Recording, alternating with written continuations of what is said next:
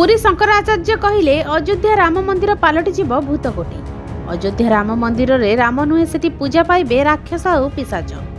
एकथा मध्य शंकराचार्य कहले अन्याय अधर्मटू बळीगला राम मंदिर राजनीति। हाँ दर्शक बंधु, आउ भारत को भल दशा नहीं, घोटी आसिब महाविपत्ति। ठाकुर बदल रे बास करिबे राक्षस और पिशाच।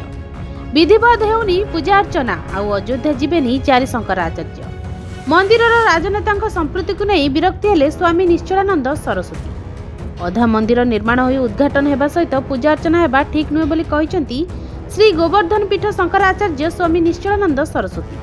और जेउथि तांका सहित 3 शंकराचार्य सामिल हेबे। एबे वर्तमान अयोध्या रे राजनेता लंबा लाइन लगुछि। केउठी किए पोछा करूछि तो केउठी सफाई कार्य लगुछि। बस लोक देखाणे भाबे एपरि कार्य करुथिबा नै असंतोष प्रकाश करछंती 4 जण शंकराचार्य। ब्यूरो रिपोर्ट डिजिटल खबर 24।